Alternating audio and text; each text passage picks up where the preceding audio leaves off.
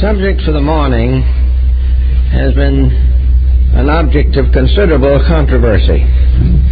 And back in the old medieval periods, there were very elaborate works dealing with magic.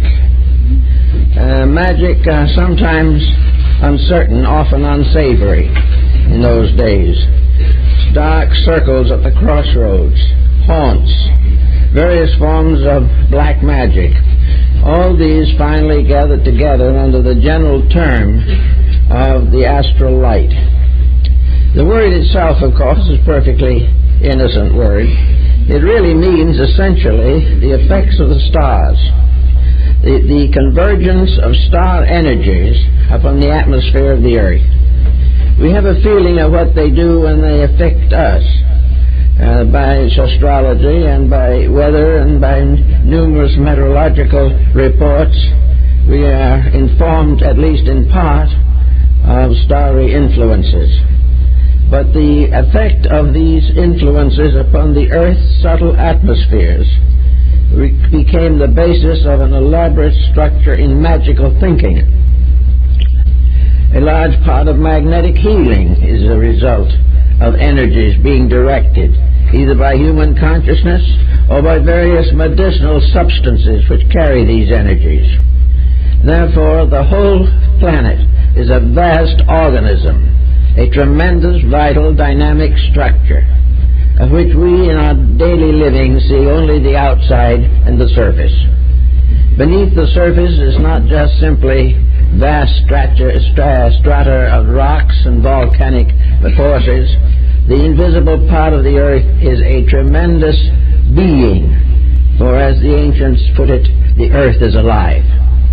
The ancients definitely believed that the individual had a field of energy around him which could and did affect his life, that he also could poison this field with his own thinking, that he could destroy himself, and that phenomena such as drug addiction and alcoholism are aspects of the perversion of energies, that they are the sickening of the field of the imagination that surrounds the body. So we have a problem that goes back to the dawn of time as to what is imagination, how does it work, and is there a solid structure there, and how can we direct it, or how does it direct us? All this was part of ceremonial magic, became involved in the Kabbalah, and has more lately taken its place in metaphysical psychology. All of these elements, therefore, must be brought down to some level where we can use them, where we can find out what they're doing to us or what we are doing to them. At the present moment, the astral light is largely the product of what we have done to it. This field is a kind of field of the ghost world. It is the field of the invisible, but in a sense bound to the visible form of life. The Egyptians knew this ghost or phantom world. They also equated it with sleep and dreams, and believed in many cases, and perhaps correctly, that the dream life of the individual is not a mere fantasy. It is a fantasizing of something else. Anyway, we find in modern thinking there has come out of it all a kind of concept of magic. The magic of accomplishing certain purposes by dramatic intensities of the will.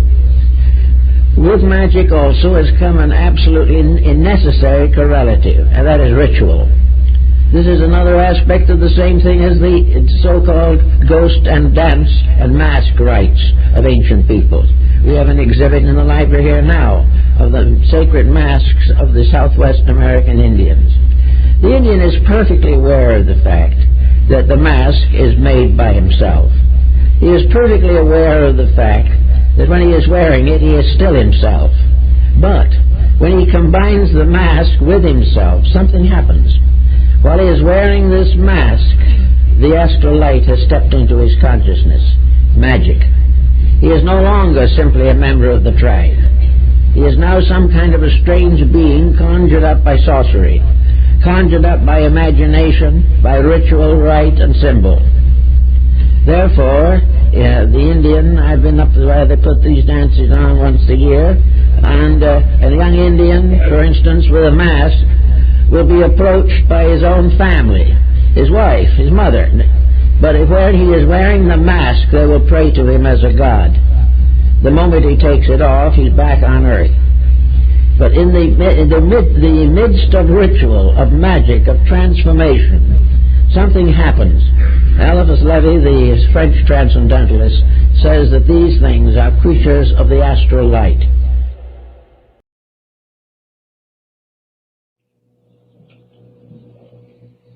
A number of years ago, I was in a little town, Darjeeling, on the northern boundary of India, where it met Tibet.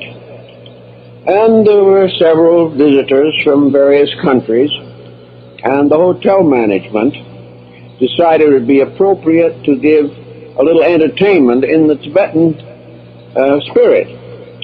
So they brought in about a half a dozen Tibetan dancers with their masks and regalia to entertain. And among them was a little boy about 8 years old, a very cute, chubby little rascal, and everyone liked immediately. But when the time for the dance came, he put on one of the most grotesque masks you'd ever want to see. He really looked like a nightmare. And of course everyone knew it was the little boy. But during the dance he started and moved over very rapidly towards the audience, as though he's getting ready to attack them.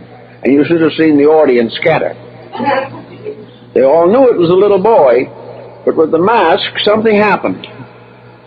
And a real spirit of ancient and primary fear moved in on those people. They actually, subconsciously, were terrified. On another occasion, I remember in the Japanese no drama, where the principal actors are masked. Many of the themes are highly sacred, and in the various performances, the actors are nearly always concealed behind these wood-carved masks that are well painted and decorated, but of course have no expression except that of the original carving.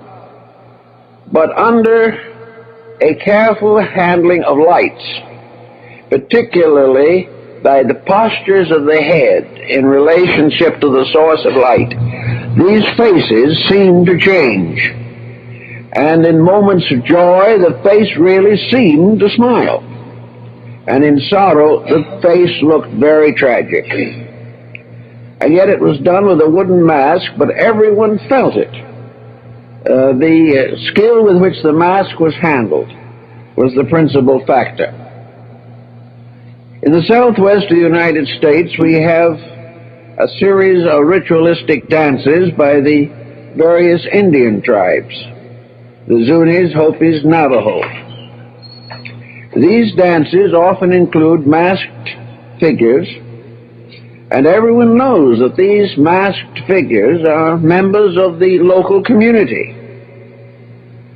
One of the men with a mask, very carefully developed, rather crude mask concealment, actually has two children in the audience. They all know that it's father, but when he dances toward them with a sacred pollen, they kneel instinctively as though he was a god. Something happens when the masks begin to take a part in religious ritual. Masks were used in Egypt, we know, in the temple mysteries. And even today, the various carvings and manuscripts of Egyptian origin show human beings with the masks of birds and animals. The Greeks used masks in their theater also. Nearly always a mask becomes a complete change of personality. If accompanied by adequate religious ritual, the mask becomes the secret of the development of a peculiar theological belief that there was a divine power in the mask. And when it was worn correctly and under ritual supervision, it brought a deity into contact with humanity. Well, in the course of time, the mask cults have gradually faded, but in many primitive countries they still survive. Then came another step forward in the study of human psychology. It is almost impossible for the average person to understand a completely abstract principle. It is very hard to visualize something that has no form, or to visualize an energy which is completely unembodied. From very early times, it became apparently necessary to present nearly all of the important truths of life symbolically.